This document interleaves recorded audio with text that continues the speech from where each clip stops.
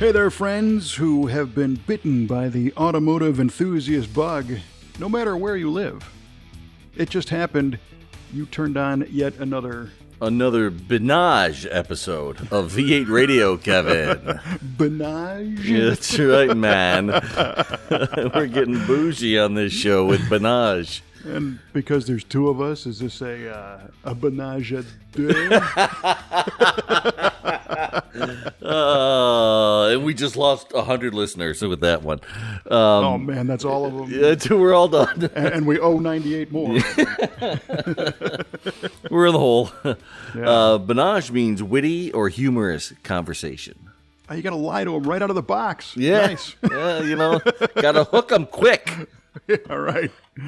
All right. Well, I'm your host, Kevin Oeste, and this is the V8 Radio Podcast, joined, as always, by our esteemed co-host, Mr. Mike Cueball Clarke, who is having a Benage time today. Amen to that, brother. Having a great time. Does Benage also mean great? It can, if you like. In this case, it sure does. Absolutely. Right on. Well, cool. And we've got some long-standing traditions on this show. Uh-huh. there's the nonsense. There's the occasional automotive thing. Yeah. And of course the trivia question. The trivia. Come for the nonsense, stay for the trivia. That's right. It's like there was a restaurant commercial when I grew up that had something very similar in their tagline, but it wasn't nonsense and trivia. Come for the food, stay for the fun, I think is what it was. And you can do that too. Amen. Let's do it. All right, so have you in fact prepared a trivia question? I have in fact prepared a trivia question, sir. So here we go. All right, Kevin. You know, Buick was pretty famous for putting engine call-out decals on the air cleaners of their cars back in the 60s and 70s. But Pontiac was not, with the GTO especially. However, there was a time when the GTO had an engine call-out decal on its air cleaner lid. And can you tell me what year or years that occurred? And for the bonus, what was the engine? So by call-out, you mean like name and number or size or engine characteristic? Correct. On a Pontiac. And I think you got me a little excited when you were using Buick as a demo. Uh-huh. Well, they're big for that. There's a great trivia question there that I'm not going to reveal because I'm going to put that in my on the wheel of questions. Great. The wheel of death is what it really is. It ain't that bad. Okay, well, I'm gonna venture a guess. I'm going to say you will find an engine call out on the air cleaner of a 1971 Pontiac Firebird if you ordered the 455 HO engine. If you ordered the 455 HO. Yeah. That sounds menacing. The HO. I love it. Yeah. You got kind of a GTO HO now. Mofo. Nice. Nicely done. You know it. HO mofo. Jeez. Oh, that's good stuff. Yeah. Maybe you can get that label made. And I'm going to put it on my air cleaner. That's it. That'll be a trivia question. Yep. Okay, right, so is that your final answer? 71 Firebird if you order the 455 HO. Yeah, that's my final answer. All right. We'll find out at the end of the show. And we have been duly noted. Yeah, and I'm as I think about this, it would have to be a formula. You know, because the other cars had shakers. Right, that's right. So. Well, you didn't say Trans Am. I did not say Trans Am. That's why I said Firebird. But I might also wager to say a GTO, probably that same era, 71. Okay, I can amend your answer. I think 71's the year for that. Okay. Anyway, that's what I'm thinking. I don't know why. All right, good stuff. I could be wrong. Well, you could. Really? On this show? Okay. Go on. All right. I will let you spin the wheel of trivia questions again because I've got 5 to choose from. Good Lord, man. Yeah, they're all over the place. So I'll take question. I'll split it right in the middle and say question 2.5. Oh, yeah. Of course. Question number 2. Number 2. Door Okay. number 2, sir. I think this is the easiest of all of them, so good pick. Oh, so I'm guaranteed to get it wrong. I don't know. All right. A parkwood, a brookwood, and a kingswood are all examples of what? There's a joke in there somewhere. Yeah, they all walk into a bar.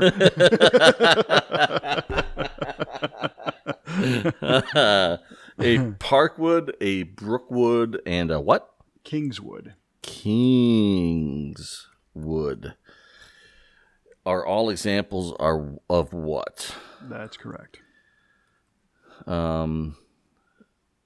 Different types of wood. Well, is that your final answer? Yeah, absolutely not. Okay, those, sir, are examples of station wagons. Station wagons. And I will say, to be more specific, I'll say Buick station wagons. Ooh. The man has Buick on the brain. I do. Good for you. Oh, thanks a lot. Yeah, it's a good thing. Buick station wagons. All right. Is that your final answer? Yeah, short and sweet to the point. Okay. Bam. Boom, bada bing. We will find out later on in the show. So there's been quite a bit going on recently, which is cool. Very excited. You've got stories to tell. I got stories to tell. There's a couple things I want to touch on before we dive right in. Sure. We've got a shout out to your buddy Bruce in the Shire. Yeah, Formula Bruce on the Performance Years forums. He sent me a nice note. He said that he said congratulations on getting the goat back on the road, and he said he swiped the MP3 of the GTO sound that you hear on the outro of the podcast. He swiped that as his ringtone.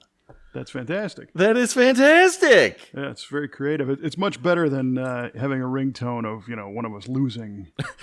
Yeah, right. So that's very cool. Yeah. Bruce, the another Pontiac enthusiast and a listener, we appreciate you tuning in and then and taking that. That's yours for the taking. Absolutely, and anybody else who wants it. That's right. No rights issues with us. Mm-hmm. And that, just so you know, little insider information. That sound may be updated here real soon. Oh, I hope so. Right on. I hope that sound is coupled with a little tire squeal in the background as well. Now that would be something. Yeah, it would be. That's you need to get another phone, Bruce. Yeah, right. That's more than just ringtone worthy. You got to upgrade the whole thing when that hits. No doubt. Yeah, right on. All right, cool. So I wanted to thank him and thank everybody for tuning in who does. And we get little notes here and there, but that one was pretty cool, I thought. Yeah, it was nice. And thanks again, Bruce, for reaching out. I actually have a couple of shout-outs I want to give as well. Go for it. Number one, my stepdad, Bill DeRoche. It's his birthday today, so happy birthday, Bill. Happy birthday. I'll just say today.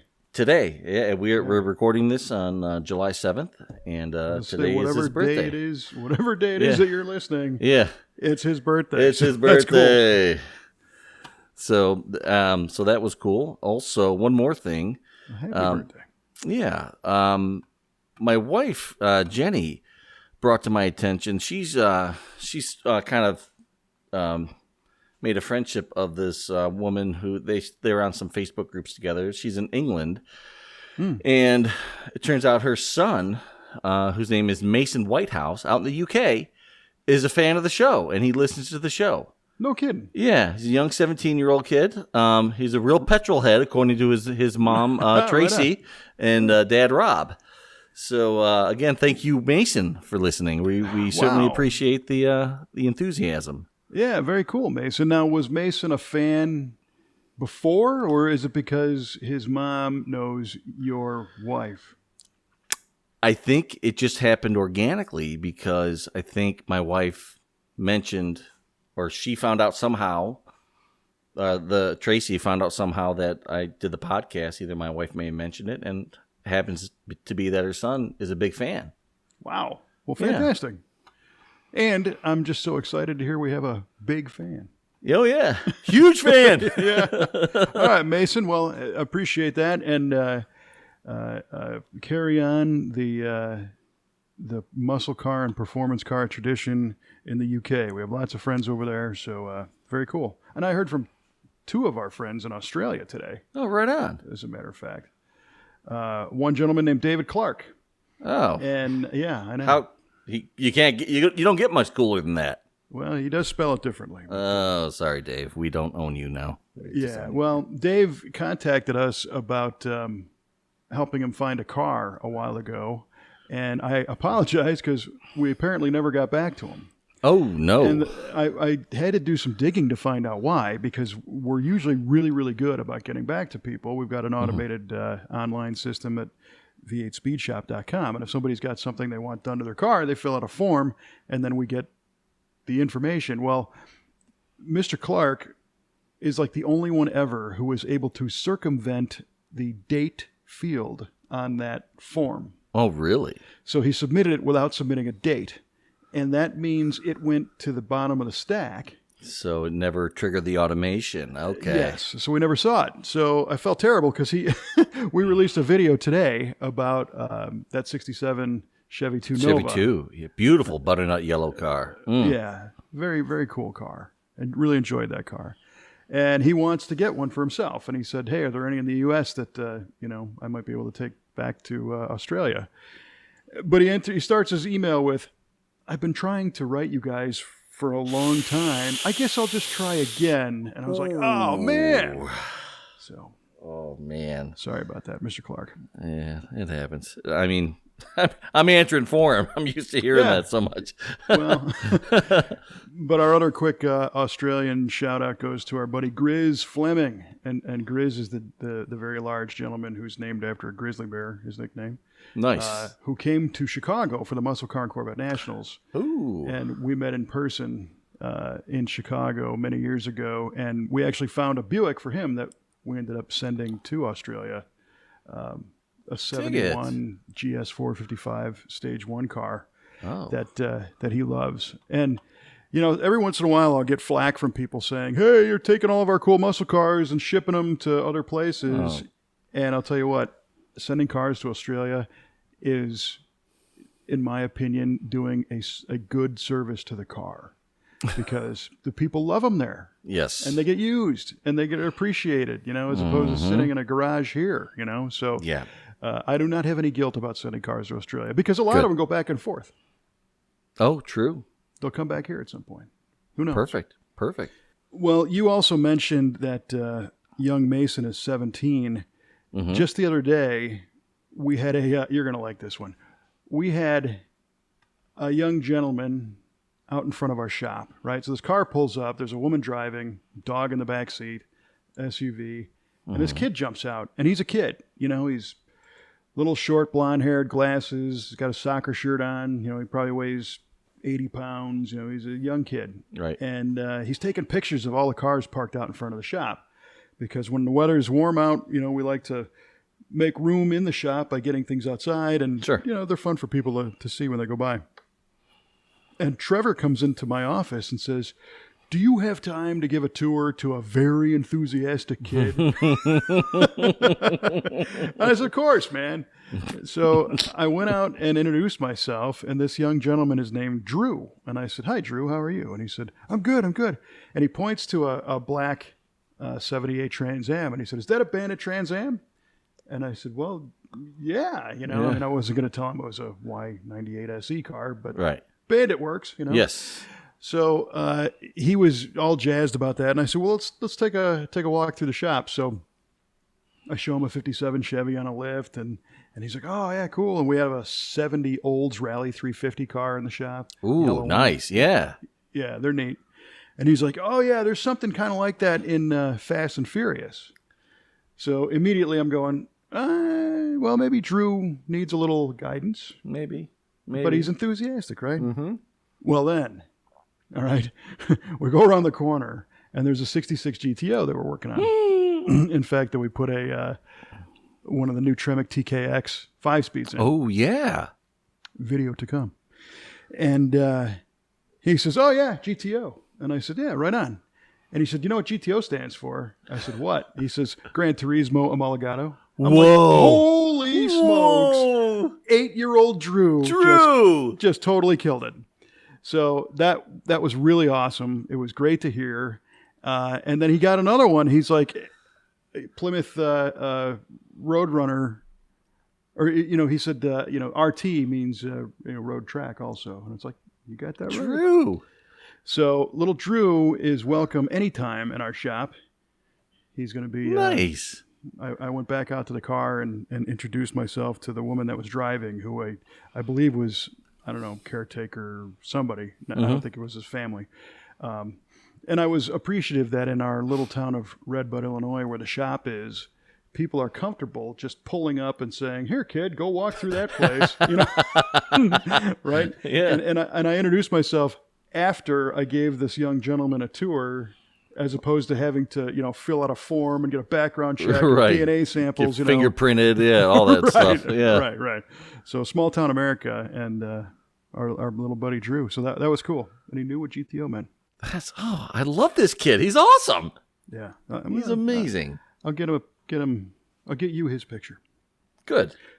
But speaking of GTOs, you know of another one? Yeah. Well, yeah, crazy. Yeah, the GTO is home, man. That's so awesome. Yeah, it's home. I've been doing some tweaking here and there on it. Trying to fix some leaks. I've been driving it. Been loving it. Almost every morning I go out when I go to work, start it up for a minute just to hear it. Yeah. I'm sure your neighbors are real happy. It's not that early in the morning. They should be up anyway. Yeah. Well, I know a couple of them really like it, for sure. Oh, yeah. Absolutely. Yeah. So you drove it home, and that was kind of the pucker factor, watching the gauges and everything. Mm-hmm. And then you get it home, and then you developed an issue. I did. It was a Tuesday morning. I was going to bring it to work because Tuesdays I live in the little town called Plainfield, Illinois. And Tuesday nights we have our cruise nights in the downtown area, and it's wildly popular. The whole downtown area is packed with cool cars. So I start the car up, I back it out of the driveway, I begin to accelerate, and there's a pronounced stutter in it seems like some weird ignition problem. And like, you got to be kidding me. And I'm thinking maybe it's a little cold-blooded. Maybe I just got to kind of get some gas in it and work through it. Choke problem or something. Yeah, exactly. And no matter how much gas I gave, I couldn't climb above 1,800 RPM. And like, this is just not right. And it's breaking up, and it's the whole engine just feels like it's stuttering and shaking. I'm like, I'm not driving this car like this. So No, I turn it around, put it back in the driveway or in the garage, shut it down. I go to work. I come, try to figure out what's going on with it. I talk to you about Probably a very productive day at work, by the way. Yeah. What can this be? Consumed by ignition diagnostics. Yeah. Sorry, boss. I can't work on any projects today. I got car problems. Yeah. So, so I talked to you about it. Talked to a few other people. I was trying to, maybe to look at some internet forums, but nothing was really helping. So that's an MSD ready to run pro billet distributor. Yeah. Correct. And with the Blaster 2 coil. Right. And you've had that thing. So this is the first time that coil, or that both of them have actually been used, right? They didn't run in the engine before. That's correct. They had 50 miles on them. But brand new, but not chronologically brand new. They've been sitting around. Correct. Waiting. Yeah, they've been sitting around for maybe a year. A year. Well, a year's not too bad. Yeah. But my thought initially, and you had brought it up, like did the pickup coil, or the module inside this thing go bad? Mm-hmm. And many years ago, we had a guy with a '69 Camaro who ruined a brand new distributor because it corroded under the cap. Oh, wow. Yeah, because he didn't really use it. And we later learned that, I'm trying to figure this thing out. And I'm like, this guy never drives his car, and the part's brand new. What's the problem? Well, he washed it a lot. And he was one of those engine washer guys. So he got enough moisture under the cap to nuke the board. It was an MSD digital E-curve distributor with those. Oh, man. It's got a mainframe computer under the cap, for crying out loud. Good heavens. And it was smoked. So in your case, I'm thinking, well, a year of being stored in the garage, that's probably not a corrosion thing. But stranger things have happened. Right. Something could fail. Yeah, I mean, it was always inside the house, in the box. So it was never really in any kind of extreme environment. Yeah. So that we kind of thought we're doing some troubleshooting. Even had Trevor. He took some time out of his day, and he talked to me in his own time, and we were doing some troubleshooting over the phone, checking grounds, checking the output of the alternator. Found out that the alternator was putting out a little too many volts, about 15.9. I'm like, that's a little bit much. I ended up replacing the regulator. Mm-hmm. We thought maybe that high voltage did some problems, and I gave you a whole bunch of crap about not having enough grounds in the car. Yeah, and I corrected that. All right. Yeah, well, the interesting one is you had the ground from the distributor on the coil bracket, and I thought that to me seems like a source of interference noise. Some EMI. Yeah, and that could have, all these things could have been, right? Right. Correct. They could have. Mm-hmm. So we kind of, long story short, we kind of settled on replacing the magnetic pickup in the distributor. So you ordered one for me, got it sent to the house. I then tried to figure out how to install this thing, and I thought it was going to be, easy. Silly me. Yeah, plug and play. Yeah, and because the directions that come with it are vague at best. Mm-hmm. So I ended up finding a MSD forum on Holly.com, and a Holly tech said these are the steps you need to do to replace this pickup. Nice. And the steps were fantastic.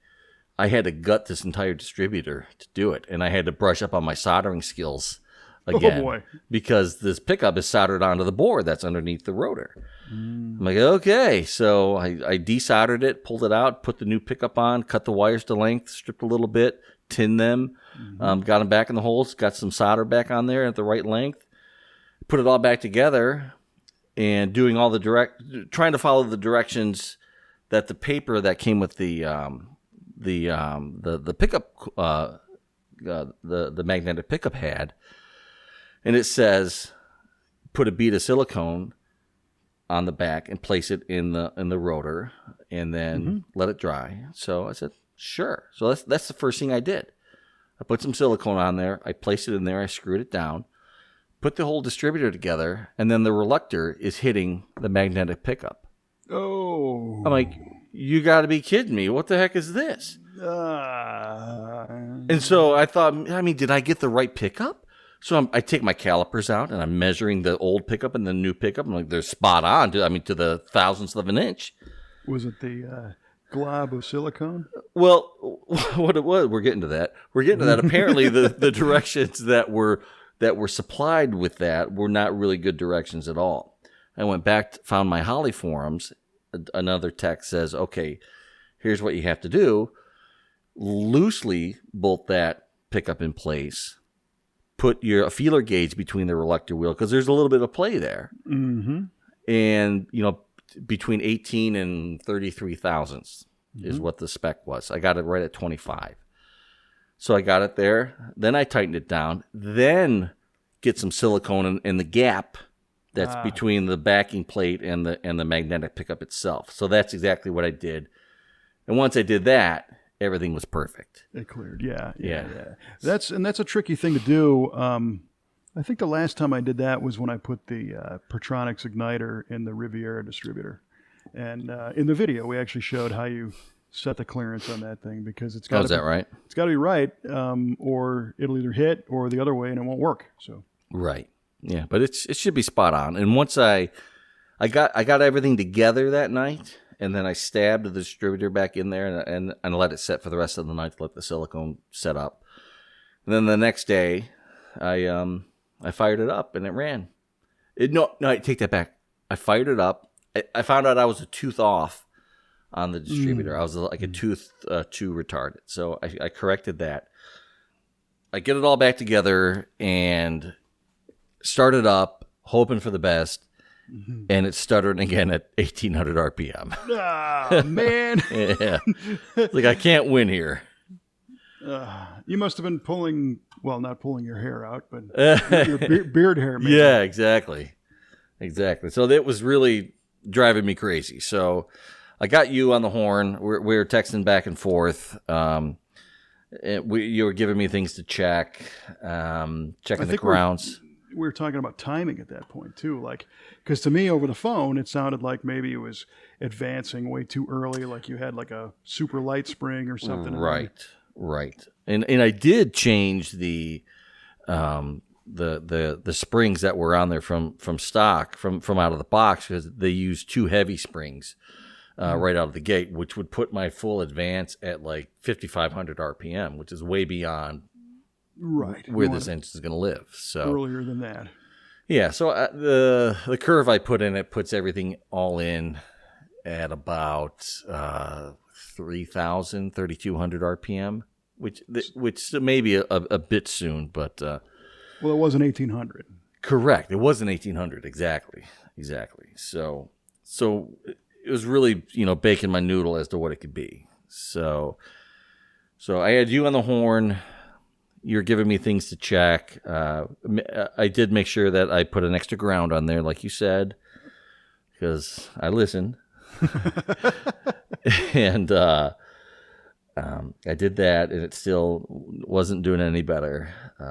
I checked the voltage. I replaced the regulator. My voltage was at 14.3, which is spot on, right where we want it.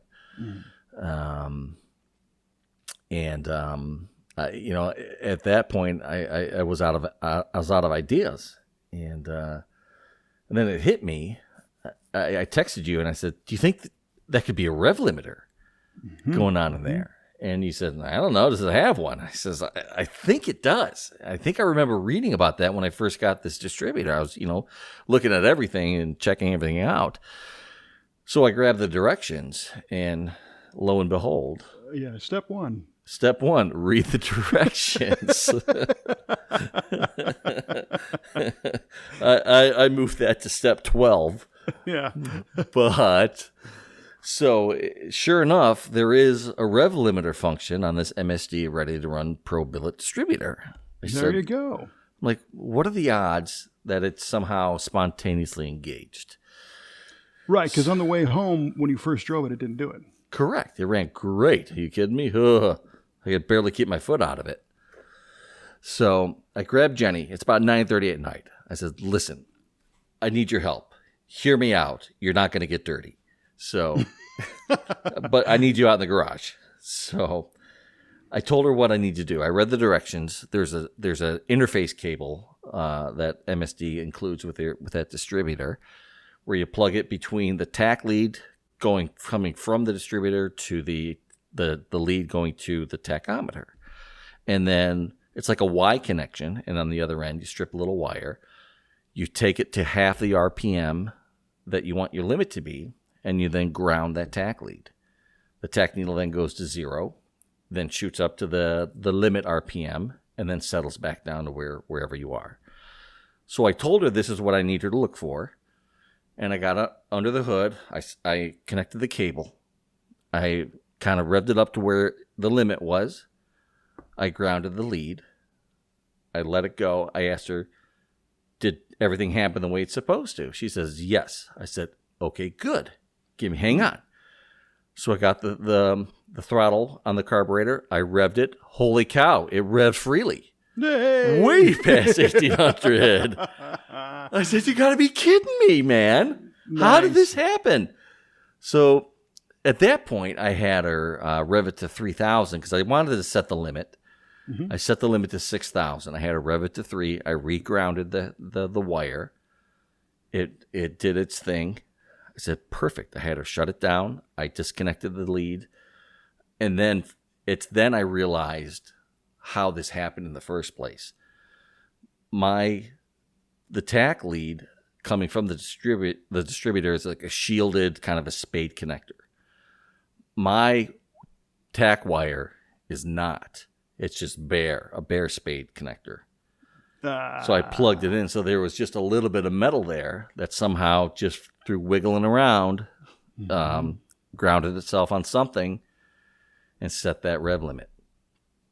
That's a crazy one. So just that wire swinging around, touches something, sets the rev limiter. Mm-hmm. I was going to say that setup is really trick the way that works. If you know what to do, that's pretty neat. Sure. You can just rev the thing up, to half. Hit the. I suppose you could put a switch on it. That's right.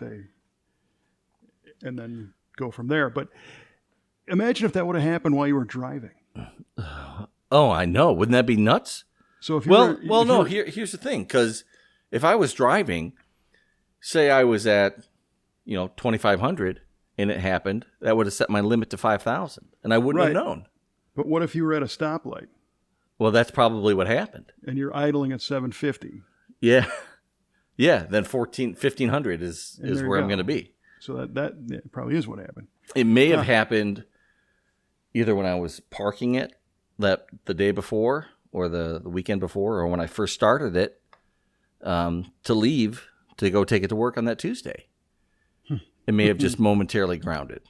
Yeah. So, I mean, who knows when it happened, but we sure as heck know it happened. Right. So, in the meantime, I've taped up that connection until I get a proper connector on there, so it looks a little bit better. Yes, good. We don't need that thing resetting. No, we don't. But if it does, I'll know exactly what to look at.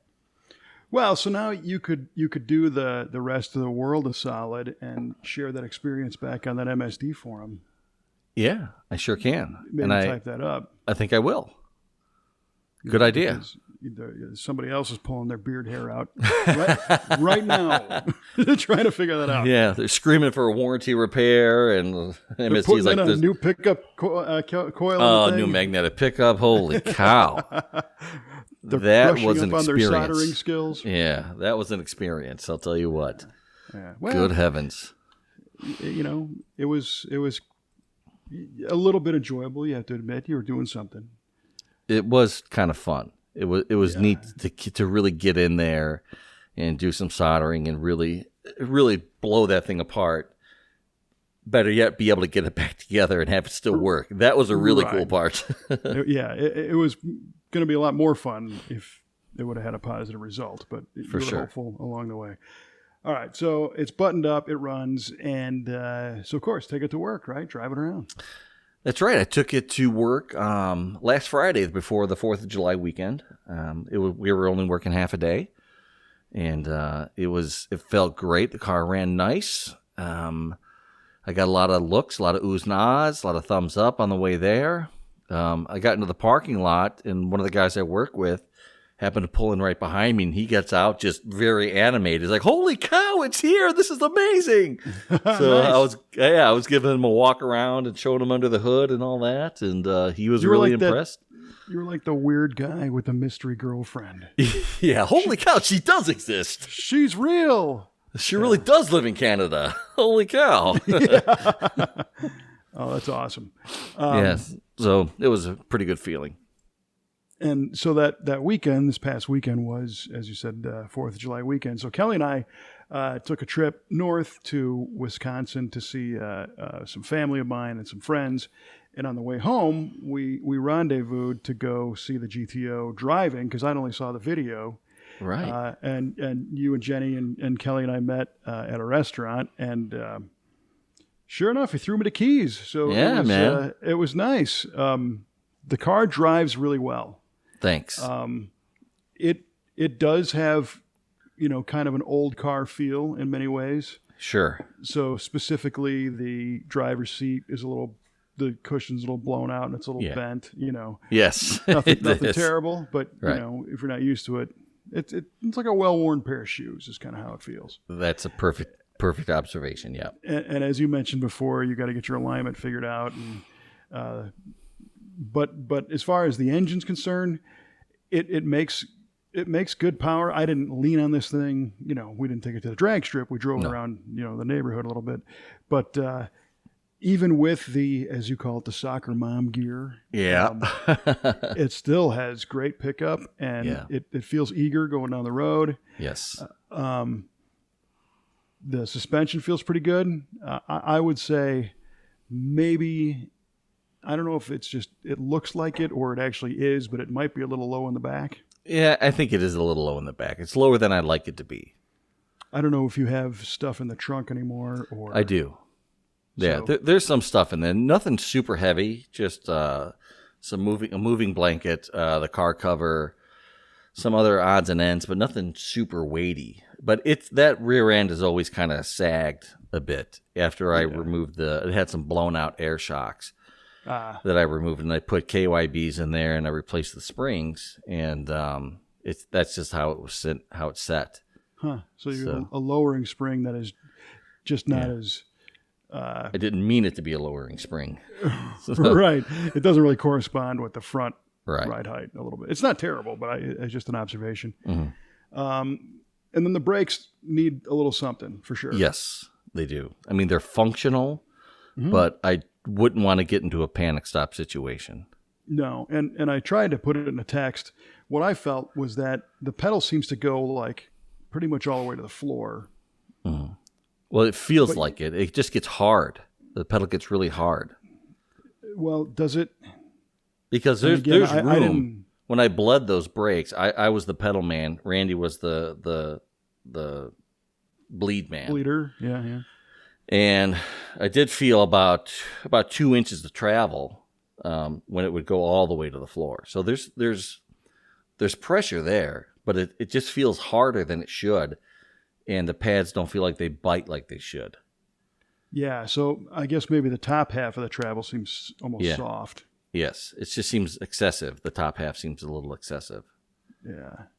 So I didn't do a full panic stop test because we had everybody in the car, and I don't like to do those in other people's cars anyway. But something needs to happen. So I don't know if it's going to be another bleed or the Master's fairly new, right? When you did the disc brake swap. Yes, I mean it's a number of years old, but doesn't have a lot of miles on it.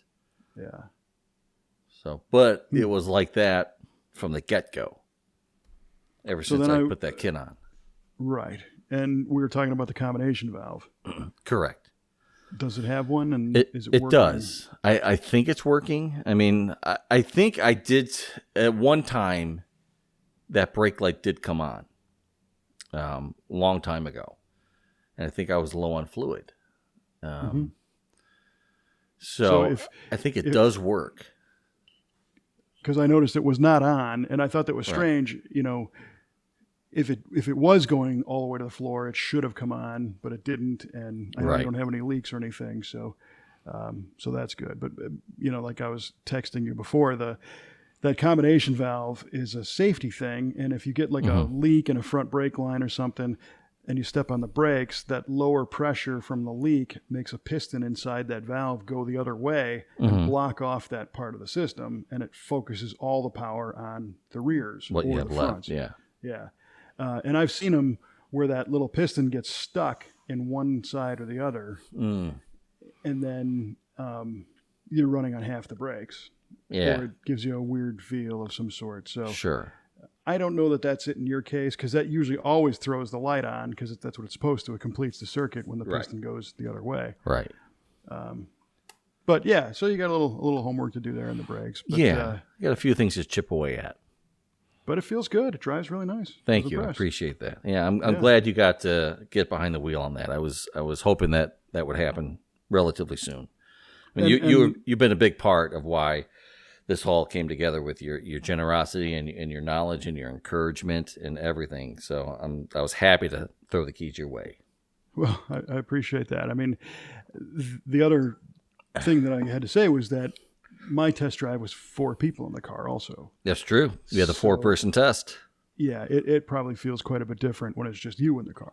There's a lot of torque in that motor. Yeah. There's a lot. It's pretty cool. I had when I took it to work, my manager was actually walking out as I was driving off, and he's good natured, like giving me some guff. It's like, that thing can't do anything. So I had to show him what it can do. So the single tire fire erupted right in front of him. Nice. And enveloped him in some smoke. So good. So take that, Greg. There you go, Greg. Well, that's awesome. Yeah. So it's going to be more than just a parade cruiser. Yes. You're going to put some miles on it and enjoy it. So that's great. You're almost there. And speaking of like old car stuff, I keep waiting for the overdrive to kick in. That never kicks in. So with the Turbo 400, I'm like, come on, where's my extra gear? I need this. Well, if you had like a 355 gear or something, you'd really notice it. But just having that rear gear you have, I wasn't really looking. I mean, I wasn't out on the highway either. It's just being in something that's like either a 4-speed automatic or like the Suburban, which is a 6-speed automatic. I'm at 1,500 RPM at 60 miles an hour. And in this car, I'm almost 2,500 RPM at 60 miles an hour. Yeah. So it's a little different. It is. It's part of the deal. Yeah, part of the experience. Well, that's really cool. Thanks. We're going to have to keep tabs on the, and now it's going to be smaller steps, but still interesting projects. Yeah. Like I got the electric choke conversion put on, or I fixed the brakes, or, right. I stripped the wheels and redid them, that kind of thing. Well, it reminds me, here was another cool one that happened over the weekend. So I've got a friend of mine, I hope he doesn't mind if I say his name, but his name is Aaron Madison. And Aaron used to be like a product guy with SK Tools. Oh, right on. We used a lot, and still do, use a lot of SK Tools in our shop. They were very helpful when we were getting going with the V8 Speed Resto shop. Actually, when it was still back out on the farm before we moved into the building. Nice. And Aaron came to visit. He's been to the farm, and we had lunch and everything. And he has since moved on to a different company. But he sent me a message on Thursday night or Friday. Thursday night, and he says, "Hey, he has inherited like a 70, I think it's a 73 Caprice convertible. Sweet, so big car. Yes, it is a parade car. It's just a big drop top sled, and he loves the car, but he's not, hasn't done a lot of car repair and this kind of stuff in the past, so." He sends me this text, and it's got a picture of his 2-barrel carburetor leaking like a sieve. And he's like, I got a problem because I went to like Jags and Summit, and I can't find a replacement carburetor for this thing. And I'm supposed to be using this on Sunday on the 4th of July in the parade. What do you suggest I can get? And I looked at it, and I said, well, I think it's just a good old-fashioned Rochester 2GC. Call up your auto parts store first thing in the morning tomorrow and see if you can get a rebuild kit, and then jump on the YouTubes. Yep. And jump online and see if you can find a quick how-to on how to rebuild one of these carburetors, because they're pretty simple. The kit's going to come with extra parts, so don't freak out. But I got full faith that you can take this thing off and clean it up. I said, get a couple of cans of carb cleaner, get some brake cleaner. And you'll have your new gaskets and everything, and just carefully lay it out and put it back together. And it's a good Saturday project. You'll have it done in plenty of time. No problem. You make me laugh. Well, you know what? He did it. Did he? He did it. He bought the kit. He took it all apart. He's periodically sending me pictures, throughout the day. And Saturday evening, I guess, it's running. And Nice. He's like, I can't believe it, but I put it all back together and it's running. How about that? So he said it didn't run that great, but it wasn't leaking anymore. So Okay. It wasn't, a fire hazard. So Sunday was the 4th of July, and he completed his mission. He had 2 retired veterans in the car and did the 4th of July parade. And if I could see by the picture, one of the gentlemen was a Korean War vet, and the other was a Nam vet. And he said, for whatever reason, the car started running awesome. Nice. Sunday morning. So I don't know if it had a piece of something in the fuel filter or whatever. Maybe. And he said he was completely blown away by the outpouring of people that were thanking these veterans for their service and showing their respect. And he was just so in awe to be able to, be a little part of that by That's having him in killer. a parade. So Right yeah, on, it was man. great. It was a great story. That's a feel-good story. I like that. Yeah, everything worked. He learned a skill. He made the repair. It actually came together and it happened. It wasn't put the new pickup coil in and it still doesn't run like you and me have. Yeah. He doesn't have our kind of problems. He had like real good solution problems. Gosh dang it. Yeah, so that was really cool. Nice, man. Yeah, so good job, Aaron. Great job, Aaron. Yeah. And it's funny, just my mind is on the Chicago area because we met for lunch. A couple of months ago, and I think we talked about it here, I came up and met you in Chicago for a Cubs ball game day at the bar. Yes. Drove up and spent the weekend, something that I do and do it every year, right? Try to. I got a nice letter in the mail from the city of Chicago yesterday. Really? Yes. Get out of here. Yeah. Like a really, really nice letter? Or like you being sarcastic? Oh, man. I opened the mailbox and it says City of Chicago. Oh, jeez. I don't even know what the return address was, but it was like, DMV and revenue collection. And I was like, one man, of those really? letters. Really? So I opened this thing up and it basically says, oh, well, you were at this street and this intersection at this time, and we got you on our cameras in excess of the speed limit, and it was from that trip. But here's the amazing thing. It says, because you've not had one of these infractions before, there is no penalty. What? I know. It was a miracle. That is a miracle coming from the city of Chicago. I know, a miracle. And they just sent me a little love letter saying, hey, man. Slow it down. Yeah, you broke the law, but it's cool. We got this one. Don't worry about it. This one's on us, bro. Right, totally. You should write them a thank you letter. I really should because, the last time I opened an envelope like that from the city of Chicago, I owed them $650. Ooh, wow.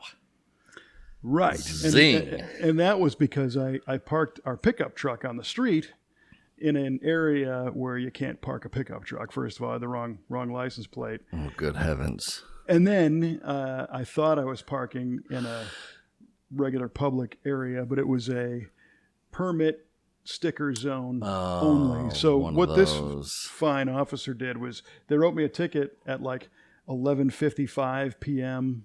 on Friday night and stuck it to the glass. And then they wrote me another one at 12:06 a.m. for the same thing. Just damn nice of them. Boom. Oh, Yeah. my So goodness. I end up with a stack of tickets. And I obviously knew about them. I couldn't even see out of the truck if I would have left them. They were stuck all over the thing. And then I had to contest all that because I'm like, look, first of all, A, I don't live in your city. Yeah. B, if somebody's going to come to your city, where the heck are they going to park? There's nowhere around there, that you can have a pickup truck.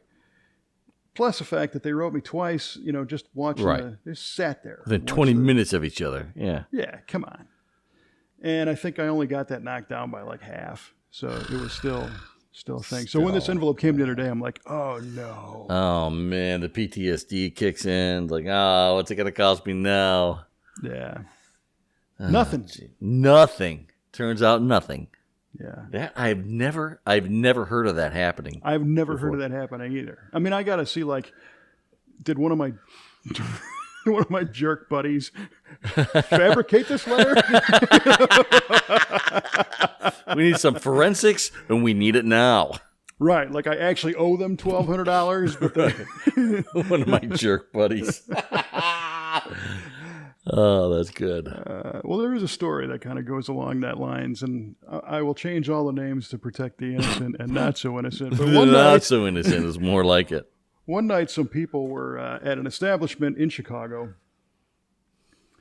and they'd all driven up in a car, probably 5 people in a car. They parked the car. Everybody goes into the establishment, and 15 minutes later, one guy comes back out, and he sees that there's a parking ticket on the car next to theirs. So just for fun, he rips the ticket off the other car and puts it on the one that they came in to screw with his buddy. Oh, man. So then everybody comes out to get in the car to go home, and the owner of the car is like, oh, man, I got a ticket. This is terrible. And one of the individuals present says, oh, that's nothing, and grabs it and just tears it up into confetti in the street. So you don't have to worry about that. Love it. Because technically it wasn't his. It was a transplant.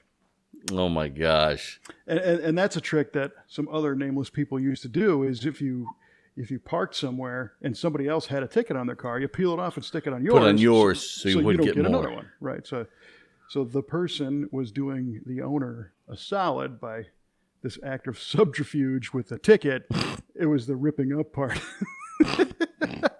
That's nice. That's nice. So the individual that actually received the ticket had some splaining to do. Yeah. I never got a ticket. I swear to God, I never got one. No idea what you're talking about. Absolutely not. Prove it.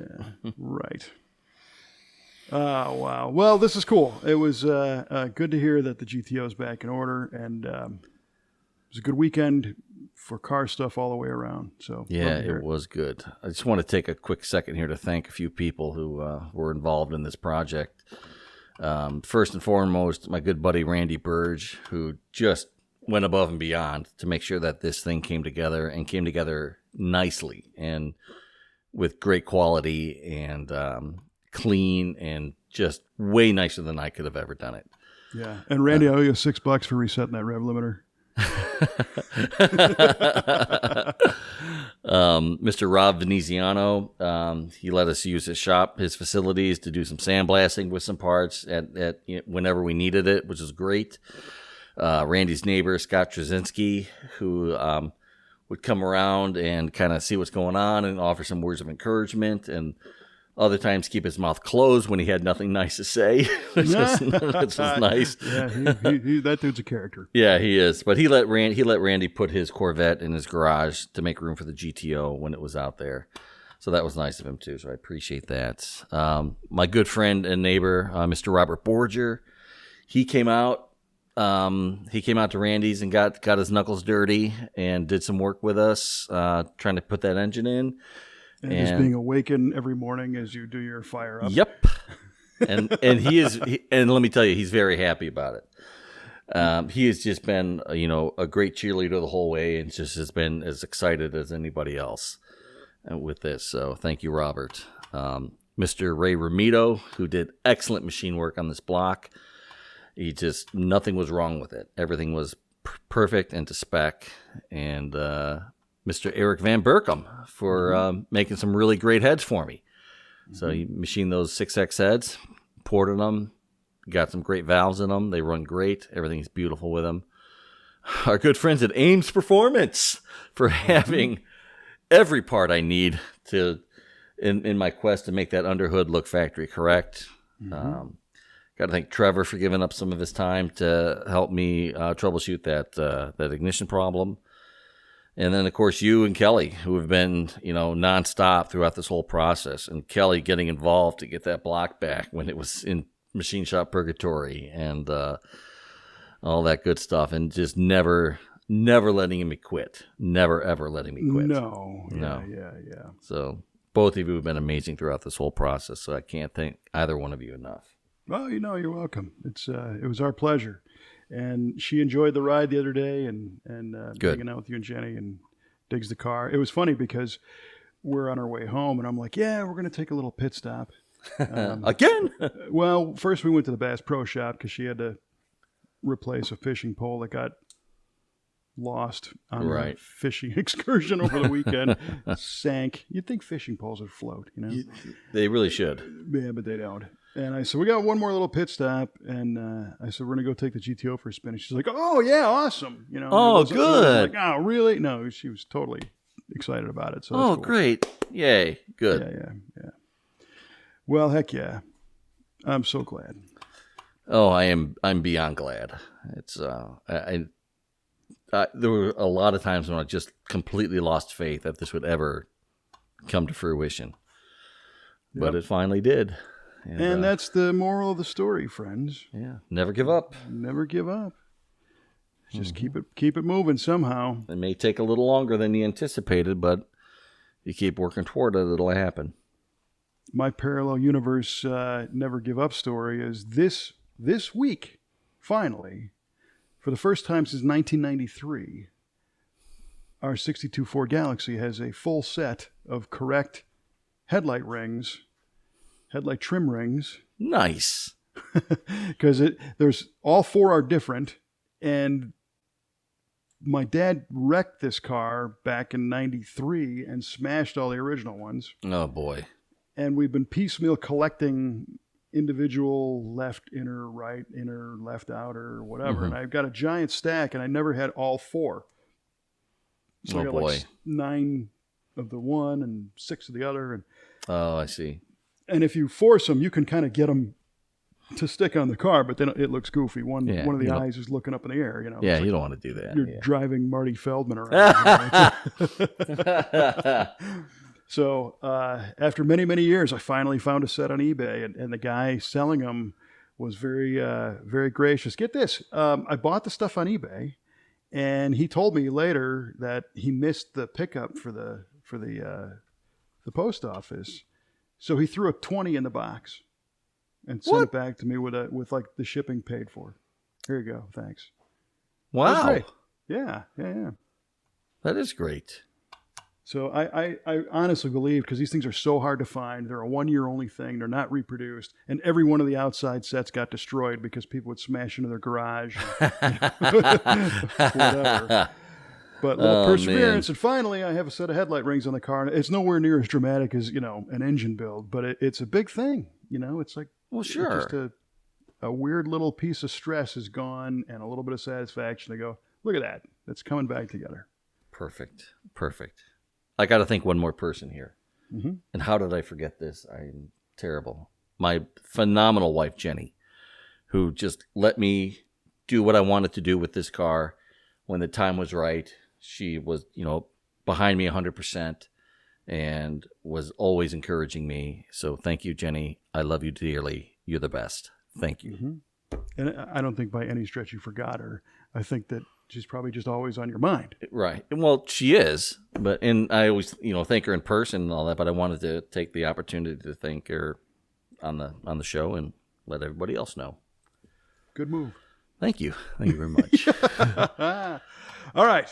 Well, I know that people are banging their forks on the table saying we're hungry for the answer to these trivia questions.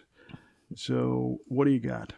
All right. So, Kevin, I asked you, let me get to it here. What did I say what year GTO or what year Pontiac when I asked the question? You said Pontiac. I apologize. I meant to say GTO. Mm-hmm. But that's okay. So what year? I said what year Pontiac. I meant what year GTO had the proper engine call out on the air cleaner lid. And bonus, what was the engine? And you said 71 Firebird, and then you said or GTO if you order the 455 HO.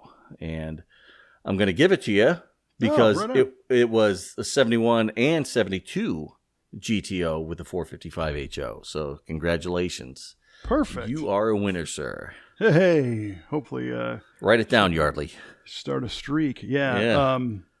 You didn't say all the years. You just said what. I said what year or years. Yeah. So okay. Yeah. It's all right. But yeah, no, that works for me. That's a winner question. Awesome. A winner answer, I should say. And it's an interesting looking sticker too. It is. It's really cool looking. The middle kind of flattens out. And it's, Yeah. Yeah, it wraps Look it up. around the lid. Right. Look it up on the Googles. Okay. Your question was a Parkwood, a Brookwood, and a Kingswood are all examples of what? And you said different types of wood. To which you backtracked and said, no, they're station wagons. In fact, they are all Buick station wagons. Yeah, I did say that. So close. I'm going to give it to you because they are station wagons. Are but they? They're all Chevrolets. No way. Well, Yeah, it's just part of the General Motors family. That's why you got it. All right. Thanks, man. Right on. We both win. We're both winners. Hey. Everybody's a winner, man. The car runs. We got the trivia question. I got headlight rings. I got a free ticket from the city of Chicago. This is Free ticket. That's the huge thing right there. That's the big news. this is going nowhere but up. Oh, nobody can stop us now. Nobody. That's right. And now I have to. I got to go to sleep because I got to be on an airplane at 4:45 tomorrow morning. Holy cats. To go to Bloomsburg, Pennsylvania for the four-wheel jamboree. Awesome. It is. Now, you did that last year too, correct? Or I did. This will be my third year doing it. nice. First year I shot video. Last year I was the stage guy, and I'm doing the stage thing again this year. Okay. So I'm seeing it. So We're going to have Looking forward. another best beard contest. I don't think there's going to be a beard contest this year. Okay. We did that at the indie event. Okay. Which is a little different of a crowd, a little bit bigger. Maybe, I don't know. People were receptive. All right. But I will be doing indie as well. Right now, this starts so last weekend was Wisconsin. This weekend is Bloomsburg, Pennsylvania. Next weekend is St. Paul, Minnesota for the formerly CarCraft, the Street Machine Summer Nationals. Oh, nice.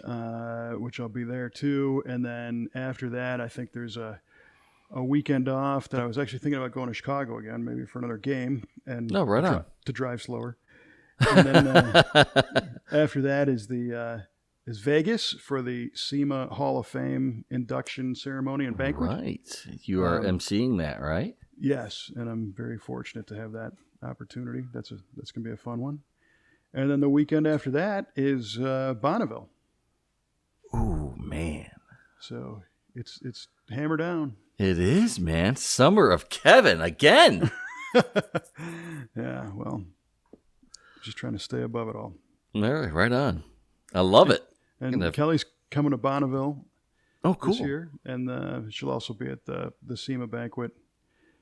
And I think St. Paul, and then a couple weeks go by, and then there's the Indy four-wheel jamboree, and then a couple of more truck shows in California and Arizona. Cool.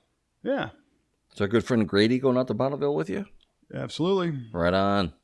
And they're saying that the salt is like the best it's been in forever. Oh, fantastic. Now let's have it not rain. Right. They Yeah. were saying they groomed it, and they felt they probably didn't even need to. They could have just let it be, and it'd be all right. Sweet. Yeah. Hopefully we get some records. Yeah. We want to see the Speed Demon go 500, Yes. piston driven. But one crazy event at a time. This Yes, sir. weekend we want to see the mega trucks and have a lot of fun out in the mud. Cool. All right, man. Well, this was fun. This was Yeah. a big show. Big show. Right That's on. right. And, we put a bow on the GTO, so next time we can hear about more things, different things, more entertaining things. Oh, it's always entertaining. Uh-huh. It was to me anyway.